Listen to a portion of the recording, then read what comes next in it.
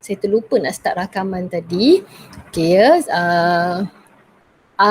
Sebagaimana yang saya sebut tadi, logam pula sekejap ya.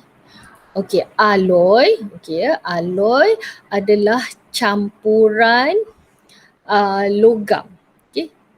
Dia boleh jadi campuran logam atau dia boleh jadi campuran logam dan bukan logam.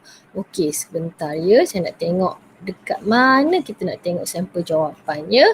Masukkan nombor pada bulatan-bulatan kecil tu ya.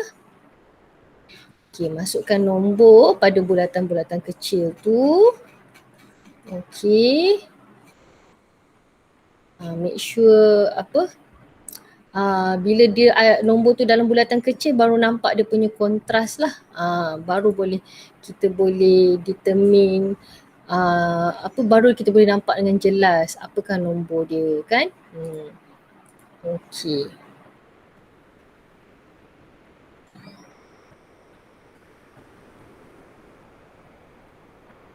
Okey, untuk yang baru masuk boleh terus buat ya.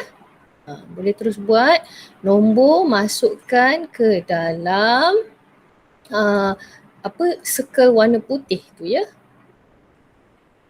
Okey.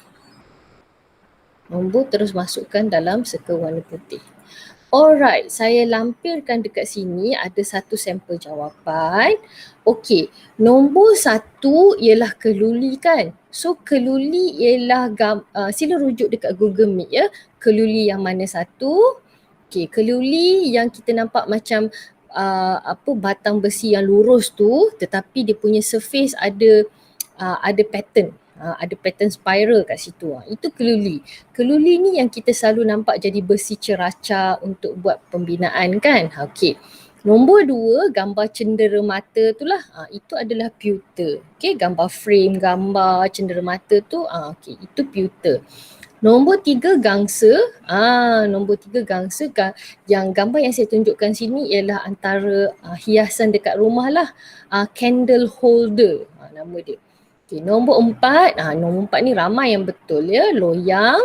Okey, dan nombor 5 ialah duralumin. Okey, duralumin ni adalah struktur bahan alloy yang digunakan untuk membina badan kapal terbang ya. Okey. So, okey, Farid dah betul. Kejap, Farid yang duralumin tu position dia tak tepat. Kena tukar dengan pewter kot. Okey. Aina, loyang belum letak lagi. Okey, Aina pun belum betulkan lagi. Boleh rujuk dekat Google Meet ya, jawapan yang betul boleh rujuk dekat Google Meet. Okey, Aina belum lagi. Afiq pun tengok dekat skrin Google Meet. Okey. Tengok dekat skrin Google Meet, label tu kena betulkan. Zihan pun, okey, Zihan dah betulkan, bagus. Okey, bagaimana pula dengan Diana? Diana dah betulkan, bagus. Ilisha, alright, Ilisha bagus. Haziq, yes, tepat sekali Haziq. Nurul Aina, yes, very good. Okey, mari kita tengok. Okey ya. Siapa lagi? Farid belum tukar lagi ya position number 5 tu. Aiman pun number 5 tu belum lagi ubah. Siapa yang nombor 4 dia dekat bronze ni? Afiq punya nombor 4 pun belum ubah lagi. Farid punya nombor 2 belum ubah lagi ya. Nanti ubah ikut seperti yang saya tunjukkan dalam Google Meet. Dan macam biasalah, biasanya sampel jawapan ni juga saya screenshot dan send pada Telegram, nanti boleh rujuk ya. Okey, sebentar ya, saya share dulu. Okey, so anak-anak, okey ya, kita dah dapat berkenalan dengan contoh-contoh alloy. Okey, bila kita dah tengok contoh-contoh alloy ni, jom kita tengok pula komposisi. Tadi kita Habak Mai kata kejap ya, kenapa rupa paras dia macam ni? Okey, this one. Okey, sekejap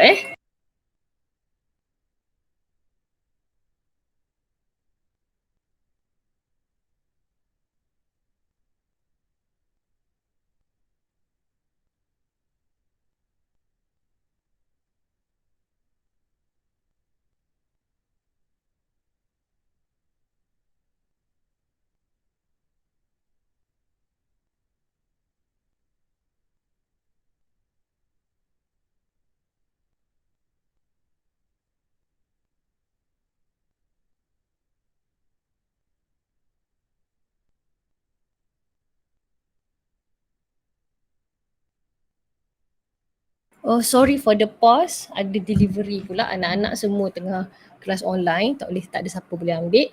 Okey, saya sambung balik. Okey, dekat slide ini anak-anak. Saya tak ada soalan nak bagilah. Cuma kamu boleh gunakan sebagai apa kalau nak ambil notes ke sebagainya. Boleh ambil notes ya. Alright.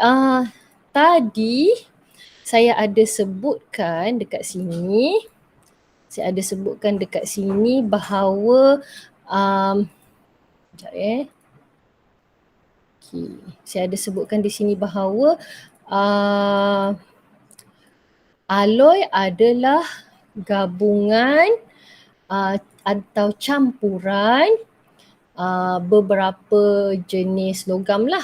Okey, dia boleh jadi satu logam, dua logam atau logam dengan bukan logam dan sebagainya. Jom kita tengok beberapa contoh alloy dan apakah komposisi dia. Sebagai contoh, kita tengok dekat sini keluli. So keluli dia terdiri daripada besi 99% dan karbon ada dalam 1%. Sifatnya yang keras dan juga kuat ini membolehkan keluli ini sesuai untuk jadi ceracak untuk pembinaan bangunan dan jambatan dan juga untuk buat badan kenderaan dan landasan kereta api. Kalau kita tengok gambar pewter tadi dia digunakan untuk jadi cendera mata kan. Pewter tu sebenarnya terdiri daripada 3 benda. Timah terdiri daripada 3 jenis bahan. Timah, kuprum dan juga antimoni. Sifatnya yang berkilau, cantik kan dan tahan kakisan membolehkan dia jadi barang perhiasan. Gangsa pula macam kita tengok Olimpik baru-baru ni kita ada atlet Malaysia yang dapat gangsa kan. So gangsa tu terdiri daripada gabungan kuprum dan juga timah. Sifatnya keras, tahan hakisan dan warna dia yang unik dan menarik. Sesuai untuk jadi tugu. Maknanya dia duduk bawah matahari terik pun dia tahan, duduk bawah hujan pun dia tahan. Jadi sesuai untuk jadi tugu, ukiran logam, duit shilling, jadi medal dan sebagainya. Manakala loyang pula terdiri daripada kuprum dan juga zinc. Sifat dia yang kuat, permukaan berkilat dan ini yang penting, mudah untuk ditempa. Bila ditempa untuk jadi bentuk bulat ke, segi empat ke dan sebagainya. Jadi dia boleh jadi pelbagai jenis bahan yang bentuk yang kompleks. Macam kunci kan dia bentuk dia macam-macam, bentuk dia kompleks dan pelbagai. Tombol pintu, alat muzik macam trompet, trombon kan dia punya sifat dia ada lengkuk lah, ada kawasan yang lurus, ada kawasan yang melengkuk, ada buttons. So sebab sifat dia yang boleh senang untuk ditempa ni sesuai lah menggunakan loyang untuk buat alat muzik, tombol pintu dan sebagainya ni. Okey, yang special pula mengenai duralumin. Duralumin ni terdiri daripada aluminium, kuprum, magnesium dan mangan. Nampak ada banyak ada 1, 2, 3, 4. So sifatnya yang ringan tapi kuat. Dia ringan tapi kuat. Jadi sesuai untuk membuat kenderaan udara yang perlu keadaannya sifat ringan tu seperti badan pesawat, kapal terbang dan juga badan basikal lumba lah. Ada tapi basikal lumba sekarang pun bukan basikal lumba, basikal yang orang-orang cycling guna ni pun banyak juga gunakan carbon fiber kan sekarang sebab dia kuat dan ringan kan. Okey. Sekejap ya, saya nak tengok kok ada siapa-siapa bagi soalan kat sini. Alright, tak ada. So with that in mind, bila kita dah tengok komposisi, jom kita cuba uji kita punya kefahaman mengenai jadual komposisi, sifat dan kegunaan alloy ni dengan memadankan alloy dengan kegunaan dia. Jom kita cuba soalan ni, kita padankan alloy dengan kegunaan dia, bawa nombor ke kegunaan yang betul. Okay, kalau gangsa guna dia untuk apa? Kita labelkan nombor 1 dekat situ. Kalau duralumin guna dia untuk apa? Kita labelkan. Dan loyang untuk apa?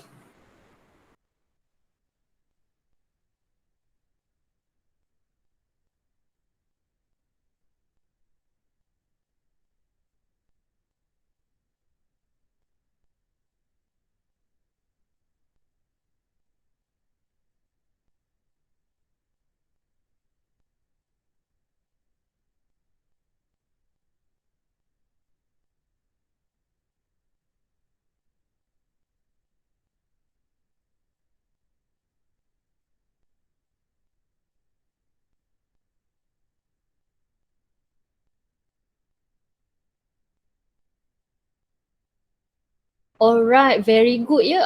Ramai yang dah identify gangsa tu kan. Gangsa tu untuk buat pingat, yes. Okay, gangsa untuk buat pingat. Haziq bawa lari nombor 2 tu. Haziq sebenarnya dekat tempat nombor 2 tu ialah nombor 1. Terbalik ya Haziq. Okay, tapi saya faham memang ada gangsa yang digunakan untuk buat tombol pintu. Ya, betul.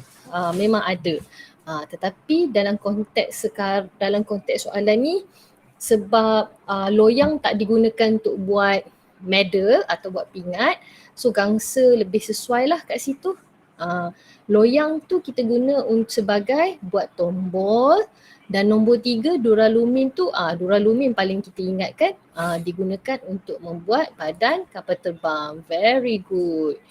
Alright, jom kita cuba. Aina belum lagi ya?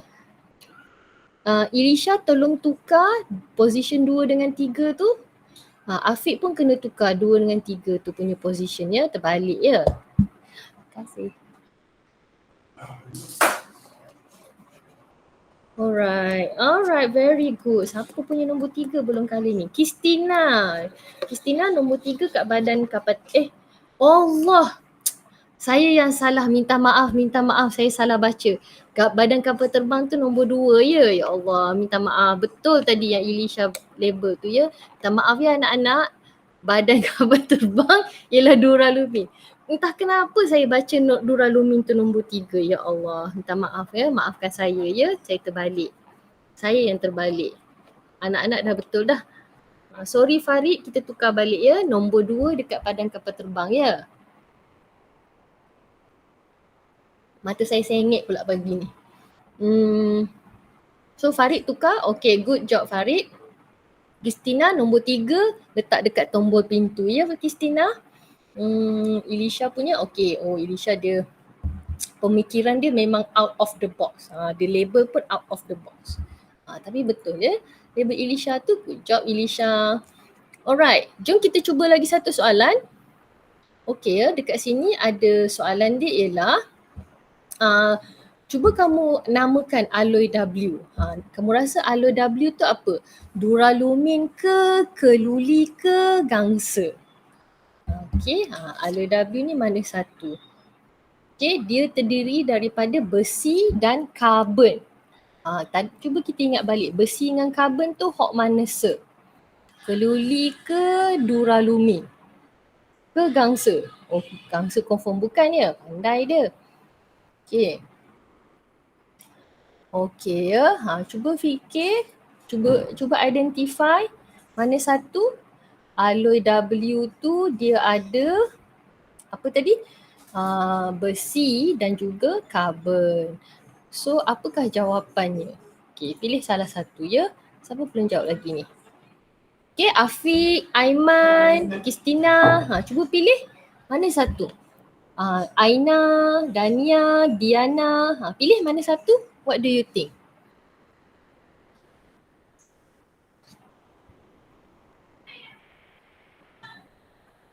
Okay. Okay, Aiman, Kristina, Aina, Elisha. What do you think?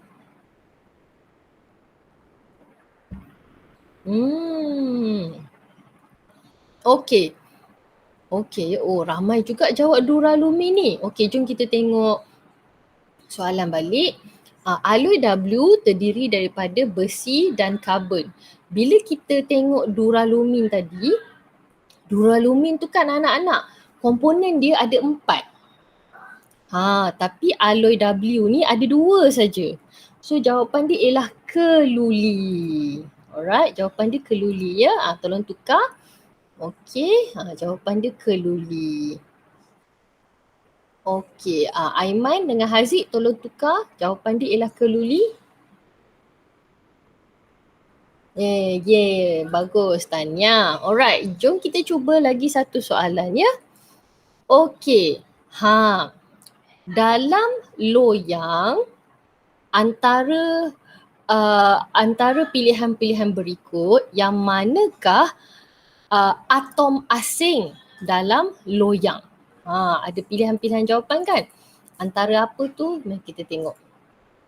antara apa ya saya tulis kat situ, zinc, kuprum dengan karbon, yang mana satu adalah atom asing.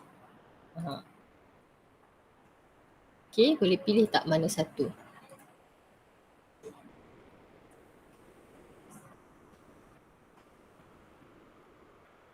Okey, dah ada yang jawab. Oh. Okey, pelbagai ya. Jawapan pelbagai. Ada yang pilih karbon. Okey, ini dalam loyang tau, bukan dalam W ya. Dalam loyang. Okey, atom asing dalam loyang. Cuba tengok, dalam loyang ada tak tiga-tiga tu? Dalam loyang ada dua benda je kan? So, adakah karbon tu atom asing dalam loyang? Logik tak? Sebab dalam loyang tu kan ada dua benda je kan? Iaitu apa?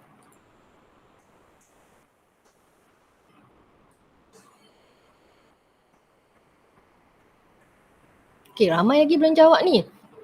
Okay, what do you think, Christina, Aina, Dania? Pilih. Ilisha pilih. Dania pilih. Christina pun belum pilih lagi. Okay anak-anak. So, kalau kita tengok jadual ini semula kan, jom kita tengok jadual ni balik. Okay, dia tanya atom asing dalam loyang. Okay, dalam loyang hanya ada kuprum dengan zinc. So, karbon tu confirm salah lah kan? Pilihan karbon tu salah. Dalam loyang ada 75% kuprum dan 25% zinc. So kalau kita nak kata logam yang asing atau atom yang asing, yang ada peratus banyak atom asing ke atau yang peratus sikit atom asing? Okay, bila kita dalam loyang bahan dia hanya ada kuprum dengan zinc. So kalau kita nak tentukan siapa atom asing, kita pilih sama ada kuprum atau zinc. Okey, macam mana kita nak decide? Kalau kita tengok percentage ni, siapa yang percentage lagi banyak? Kuprum atau zinc? So kalau kita nak kata benda tu adalah benda yang asing, adakah benda yang peratus dia besar benda yang asing atau benda yang peratus dia sikit benda yang asing? So, saya bersetuju dengan pendapat Danish dan juga Zihan, iaitu zinc adalah jawapannya. Okay? Kenapa zinc adalah jawapan dia? Sebab di dalam loyang, zinc ada sikit je. Ada 25%. Ada 25%. Jadi, atom yang peratus sikit inilah yang menunjukkan dia tu benda asing. Kan? Kalau macam dalam negara kita panggil warga negara asing. So warga negara asing tu mana lagi banyak? Warga negara asing ke rakyat Malaysia? Rakyat Malaysia lagi banyak. So yang persentage sikit tu adalah warga negara asing. Sama juga situasi dia ya. So Afiq tolong tukar kepada pilihan zinc. Okay, thank you. Yang jawab karbon tu saya. So biarkan ya, abaikan ya, saya punya jawapan tu salah tu. Alright. So anak-anak dekat sini kamu boleh nak highlight ke, nak apa ke, silakan ya. Ni untuk kegunaan nota lah. Tak ada masalah Farid. Boleh. Farid boleh guna untuk draw atau highlight ya. Okay. So anak-anak, kenapa alloy dihasilkan? Kenapa nak susah payah nak buat campuran-campuran logam ni? Hakikatnya anak-anak, kalau kita ambil pure metal, sekejap ya. Adik, you go over there adik. You go over there, you too loud. Right, thank you. Okay, so saya ulang balik. Kenapa alloy dihasilkan? Sebab logam tulen macam Allahu Akbar. Kenapa dah jadi hitam ni? Allahu Akbar. Terkejut saya. Kejap ya. Okay, it's okay. hitam pula terkejut pula saya. Okay, so logam yang tulen atau pure metal macam sepenuhnya kuprum atau sepenuhnya zinc, sifat dia adalah lembut dan mudah terkakis. Jadi tidak sesuai lah untuk menghasilkan produk-produk yang berkualiti dan tahan lama. Sebab kita ni kita nak logam yang sifat dia kuat tu. Tapi kalau logam tu tak kuat, nanti barang-barang yang kita buat tak tahan lama. Nanti barang-barang yang kita buat mengancam kita punya keselamatan. Especially kalau bahan tu kita guna untuk buat struktur bangunan dan sebagainya.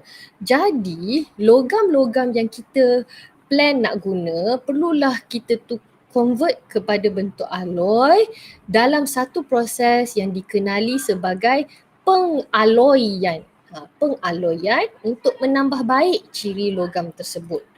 Okey, jadi untuk menambah baik ciri logam tersebut kita buat proses pengaloyan. Okey, so apakah yang dimaksudkan dengan logam tu lembut? Okey, maksud logam tu lembut ialah disebabkan logam ni kan adalah dalam bentuk pepejal. Jadi ini contoh susunan atom. Katalah ini adalah susunan atom dalam kuprum. Okey, pure kuprum atau kuprum tulen. So susunan atom dia kalau kita nampak dekat sini semuanya dalam keadaan sebaris macam ni kan. So apabila daya dikenakan, lapisan atom mudah menggelongsor.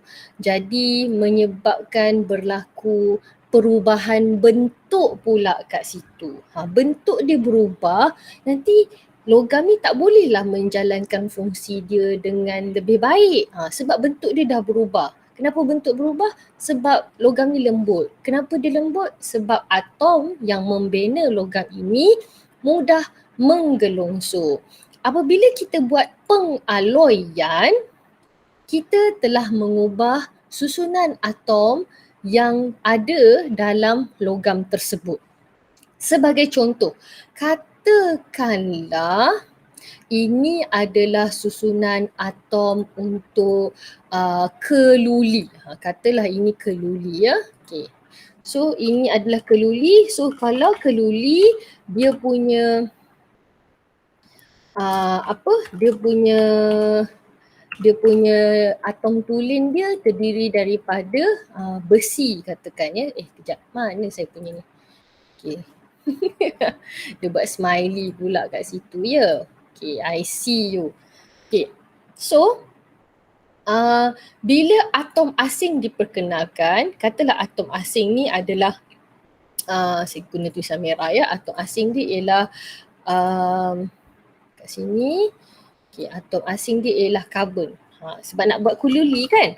So karbon. So kita dapati kat sini kehadiran atom karbon itu mengubah susunan atom besi. Dia dah tak jadi sebaris-sebaris lah. Dia dah terubah. Ada yang dia punya barisan tu dah terputus. Jadi apabila daya dikenakan, susah untuk atom-atom besi atau atom-atom ferrum ini untuk menggelongsor sebab dia dah bukan lagi dalam keadaan sebaris-sebaris. Okey, jadi anak-anak, jom kita cuba lagi satu soalan. Soalan ini bertanya, bolehkah kamu menamakan proses untuk menghasilkan alloy W? Apa nama dia tadi? Nama proses tu start dengan huruf P.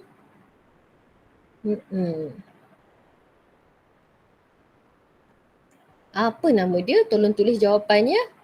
Alright. Yes, start dengan huruf P. Apa dia? Yes. Very good. Okay. Thank you Zihan. Thank you Dania. What do you think? Haziq, start dengan huruf P Haziq. Peng apa? Diana, Farid, Aiman. Apa? Christina, Afiq, apakah jawapan dia? Saya tunjukkan juga dalam Google Meet dia. Pengaloyan. Ada seorang dah dapat. Very good. Pengaloyan. Proses menghasilkan alloy, nama dia pengaloyan. Dulu masa when I was growing up, bila saya sedang besar, ada satu sitcom dari Singapura ni, Puah Cukang, dia ada anak saudara nama Aloysius. Bila disebut pengaloyan ni, saya teringat balik kepada Aloysius tu.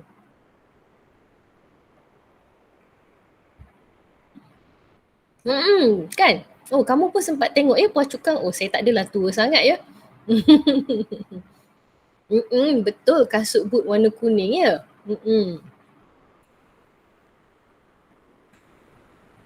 Oh, ingat lagi ya. Bagus tu.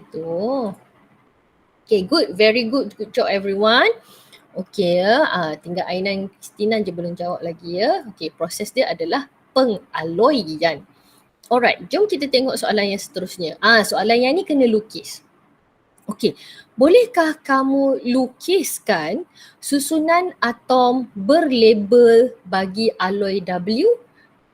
Macam mana kita nak lukis? Okay, bolehkah kamu lukiskan susunan atom lebih kurang, sekejap ya saya patah balik, lebih kurang macam ni ya. Okay, lebih kurang macam ni kita nak lukis dia, matlamat dia. Tapi kalau untuk alloy W macam mana? Sekejap ya, saya patah balik. Okay, jom kita lukis. Alright. Sekejap ya. Saya buat, kita gunakan function pencil. Okay, boleh pilih mana-mana warna yang kamu nak. Ilisha ingat ya, guna 2 color saja ya, sebab ada kandungan dia 2 saja ya. Alright.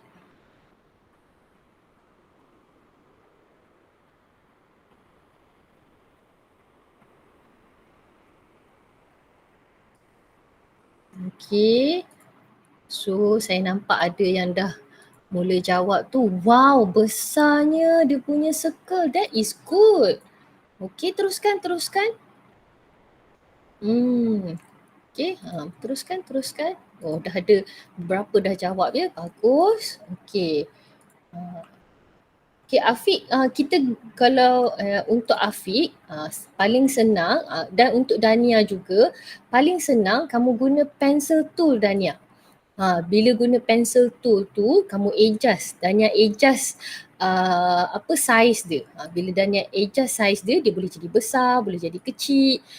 Jadi Dania boleh, tak adalah susah sangat nak tak adalah susah sangat nak buat bulat-bulat, kan susah nak buat bulat-bulat tu satu-satu sebab banyak kan nak buat. Okay.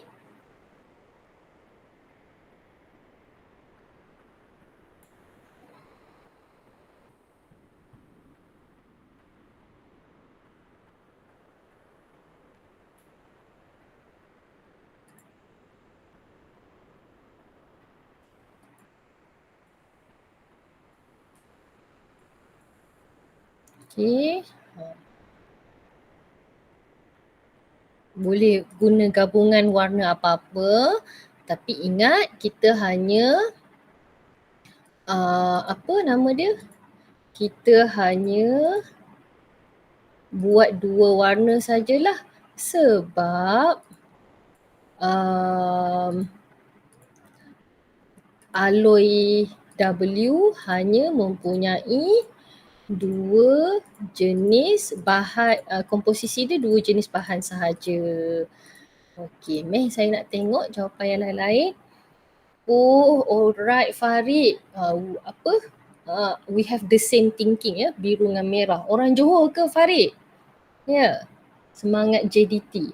Oh, Aiman, yang besar-besar tu untuk apa ya? Untuk besi ke untuk kabel? Okay Afiq, good job. Okay, lukisan Afiq ni adalah satu perwakilan yang sangat baik. Jangan lupa anak-anak label mana satu karbon, mana satu besi. Okay, jangan lupa label mana satu besi, mana satu karbon. Misalnya yang Danish tulis ni hitam tu karbon ke besi, merah tu karbon ke besi. Sama juga dengan Afiq. Afiq gunakan ada satu tool kat situ, dia ada tool untuk garis. Afiq label warna biru tu untuk besi ke untuk karbon. Okay. Okay, good job Farid, ada label dah. Alright, bagaimana pula dengan Haziq? Wow, ini pun semangat JDT ni Haziq ni. Okay, Haziq, yang warna biru tu untuk apa Haziq? Sebab biru tu sikit, mungkin warna biru tu karbon ya Haziq. Okay, labelkan Haziq, warna biru tu karbon, warna merah tu besi. Jangan lupa label ya. Alright, Dania boleh gunakan pensel tu ya. Okay, Zihan yang warna brown tu apa Zihan? Okay, warna biru tu apa? Oh, Diana ni gigih ni diagram dia. Dia pakai circle yang kecil-kecil ya. Oh, hebatnya. Ini diagram orang yang bersabar ya. Sama juga dengan Elisha. Diagram orang bersabar sebab dia buat dot-dot kecil ya. Okay, make sure that susunan logam kita tu kan susunan yang rapat-rapat jugalah. Jangan jauh sangat ya sebab ini adalah pepejal. Jadi pepejal ni susunan dia rapat-rapat ya. Jangan lupa pepejal ni susunan dia rapat-rapat jugalah. Mu jangan lukis jauh sangat. Macam Dania lukis ni macam jauh sangat nampak macam gas. Kena lukis banyak-banyak sikit lah.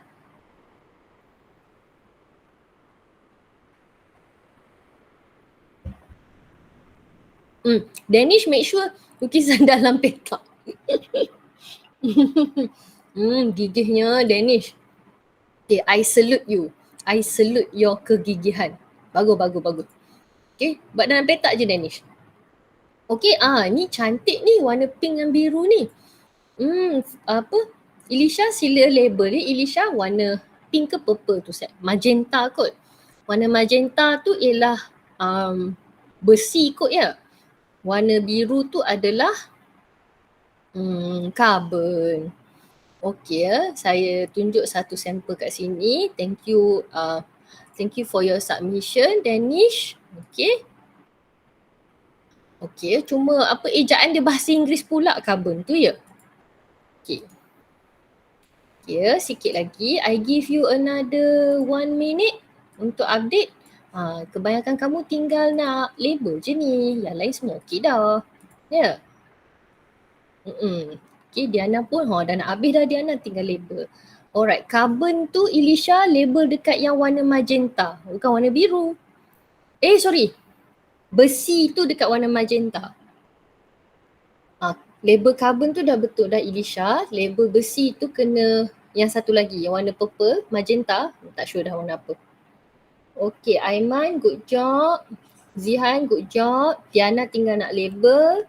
Farid lengkap, bagus. Dania, cuba lagi Diana. Dania, sorry. Diana tinggal nak label.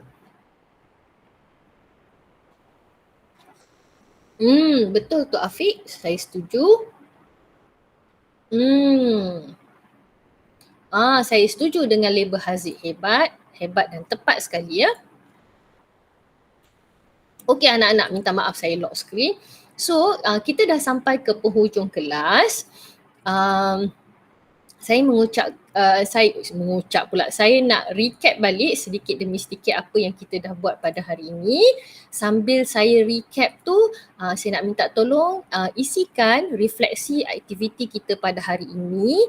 Part apa yang kamu suka, part apa yang kamu tak suka, apa yang senang dalam aktiviti hari ini, apa yang susah semasa aktiviti hari ini ya. Sambil-sambil tu saya recap apa yang kita dah discuss ya. Pertama sekali kita hari ini membincangkan mengenai alloy. Alloy ni adalah campuran beberapa jenis logam atau campuran logam dengan bukan logam. Antara alloy-alloy yang famous ialah alloy keluli, alloy pewter, gangsel, loyang dan juga duralumin. Dan kita kena tahulah sifat-sifat dia dan kegunaan dia. Sebagai contoh, keluli, sifat dia adalah keras dan kuat. Terdiri daripada besi dengan karbon. Jadual yang saya bagi tu kena hafal ke? Kena hafal, tetapi percentage tu tak payah hafal lah. Yang kita tahu, yang kalau kita tahu besi tu ada banyak, karbon tu ada sikit, kita dah tahulah itu adalah komposisi untuk keluli dan sebagainya. Dan last kali kita dah buat, apa yang kita baru buat ialah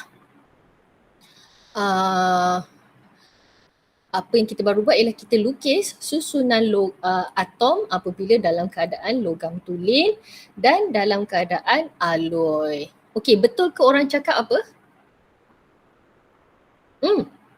Dekat whatsapp juga kamu boleh tulis apa yang kamu tak faham lagi. Nanti saya akan ulang balik, explain pada hari Selasa depan ya.